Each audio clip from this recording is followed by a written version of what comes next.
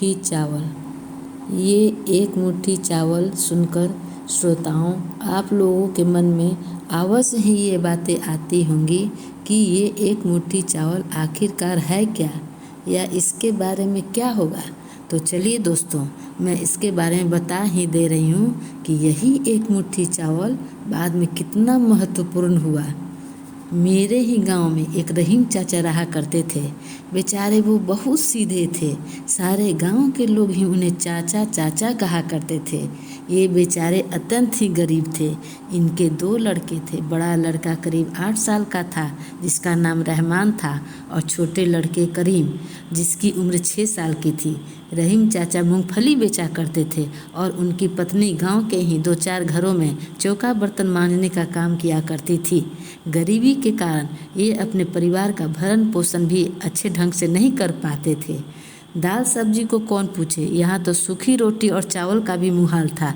गांव के 2-4 घर के लोग ऐसे थे जो रहीम चाचा के परिवार वालों पर दया करते थे और अपने यहाँ से एक एक मुट्ठी चावल रहमान की माँ को दे दिया करते थे, जिससे कि रहमान की माँ यही चावल बनाकर अपने दोनों बेटों एवं पति को खिलाया करती थी। इस तरह इन लोगों के परिवार वालों का जीवन व्यतीत होता था। गांव के सारे लड़के रहमान और करीम के ताने दिया करते थे। कहा करते थे कि ये दोनों भाई न तो अच्छा कपड़ा पहनता है और न ही ये सबको खाने का ठिकाना है, ये सब भीख मांग कर खाता है।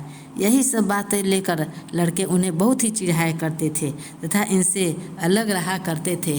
रहीम चाचा का बड़ा लड़का बहुत ही सीधा और समझदार था, किंतु छोटा लड़का करीम बहुत ही चंचल था। एक दिन छोटा लड़का करीम ही अपनी माँ से पूछ बैठा कि माँ, गांव के सभी लड़के हम दोनों के भाई के साथ क्यों नहीं खेलना चाहते हैं। तो माँ भी बेचारी क्या करती, बोली कि जाने दो बेटा, तुम तो अपने ही 2 भाई हो, तुम दोनों भाई एक ही साथ खेला करो। एक साल दीपावली का दिन आया। उस दिन रहीम चाचा सुबह ही अपना ठेला लेकर निकल पड़े और उनकी पत्नी चौका बर्तन करने के लिए। किंतु ईश्वर की लीला देखिए, बेचारे रहीम चाचा ने बहुत प्रयास किया कि कुछ न कुछ आमदनी हो जाए। आज पैसे के लिए ही सुबह से शाम तक बेचारे बैठे रहे, किंतु उस दिन उन्हें 1 पैसा भी आमदनी न हो सका। इधर दोनों भाई अपने माता पिता के आने की प्रतीक्षा में दरवाजे पर बैठे हुए थे। संध्या समय तक जब रहीम चाचा की आमदनी नहीं हुई तो बेचारे निराश होकर अपने घर को वापस चल पड़े। उधर उनकी पत्नी यानी कि रहमान की माँ को भी इस दिन कुछ न मिल सका। बेचारे दोनों व्यक्ति जब घर के पास आकर देखते हैं कि उनके दोनों बेटे दरवाजे पर निराश बैठे इन लोगों के आने की राह देख रहे थे। जैसे ही रहीम चाचा और उनकी पत्नी घर के दरवाजे पर आईं तो छोटा लड़का करीम मायूस होकर बोलने लगा, माँ, सभी के यहाँ दीपक जल रहा है, सभी लड़के नए नए कपड़े पहने हैं, मिठाई भी खा रहे हैं, क्या हम लोगों के घर दीपक नहीं जलेगा? हम दोनों भाई नया नया कपड़ा नहीं पहनेंगे, मिठाई नहीं खाएंगे? ये सुनकर रहीम चाचा एवं उनकी पत्नी की आंखों में आंसू भर आए और दोनों का चेहरा देखते हुए बोले, जाने दो बेटा, कोई बात नहीं, ये सब भाग्य का फेर है। ईश्वर एक दिन जैसा नहीं रखते। अगली बार जब पैसा होगा तो तुम लोग भी नया नया कपड़ा पहनोगे एवं मिठाई खाओगे। बेचारे दोनों भाई शांत हो गए। इस तरह दिन गुजरता गया। अचानक एक दिन दोनों भाई अपने घर के दरवाजे पर खेल रहे थे। तभी गांव के 2-4 लड़के किताब कॉपी अपने झोले में लिए पढ़ने के लिए स्कूल जा रहे थे। इन दोनों भाइयों ने इन लोगों को देखकर अपनी माँ से स्कूल जाने के लिए हट करने लगा। माँ बेचारी बहुत समझाई कि पास में पैसा नहीं है, कैसे स्कूल पढ़ने जाओगे तुम लोग, किंतु इन लोगों ने एक भी बात नहीं मानी। अतः बच्चों के जिद करने के कारण वे दोनों भाइयों को लेकर स्कूल जा पहुँची। वहाँ उन्होंने मास्टर जी से जाकर बोली, मास्टर जी, आप इन दोनों भाइयों को पढ़ा दीजिए, ये लोग पढ़ने के लिए काफ़ी जिद कर रहे हैं। मेरी हैसियत तो आप जानते ही हैं कि मेरे पास पैसा नहीं है, किसी तरह हम लोग अपना गुजारा कर रहे हैं, आप इन लोगों पर दया करके पढ़ा दीजिए।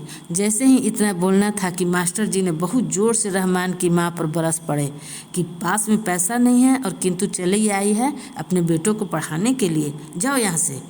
बेचारी रहमान की माँ अपने दोनों बेटों को लिए वापस घर चली आई। बेटों के हट करने के कारण उन्होंने पैसों के लिए पूरा गांव छान मारा। पूरे गांव के लोगों से पैसा के लिए पूछाई, किंतु सभी ने पैसे देने से इनकार कर दिया। बेचारी बहुत निराश होकर वापस घर चली आई। तभी अचानक उन्हें याद आया, गांव के जितने भी लोग उन्हें मुठिया चावल देते थे, उनमें से ये थोड़ा थोड़ा बचा करके चावल को अलग रखा करती थी। आज वही चावल इन्हें काम में आया। ये चावल को बेच करके जितना पैसा हुआ वो पैसा और अपने दोनों बेटों को लेकर मास्टर जी के पास पहुंची।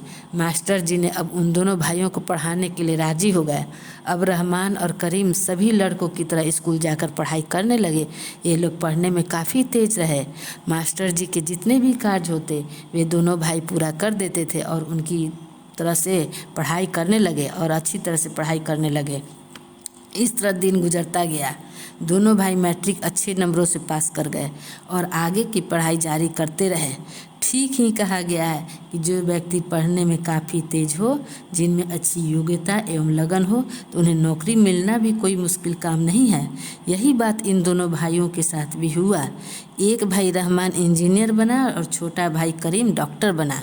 दोनों भाई जब अपना पहला वेतन तनख्वाह लेकर अपने माँ पिताजी के हाथों पर रखे तो उनके माँ एवं पिताजी के आंखों से खुशी का आंसू गिरने लगे और वे लोग बोलने लगे, बेटे सभी की भलाई करनी चाहिए तथा कोई भी काम मेहनत एवं लगन से करनी चाहिए। और पीछे वाले बातों को फिर दोहराया, ईश्वर एक जैसा दिन नहीं रखते। तभी रहमान और करीम एक साथ बोल पड़े, पिताजी ये सब तो ईश्वर एवं आप लोग का आशीर्वाद है और माँ तुम्हारा वही एक मुट्ठी चावल। धन्यवाद।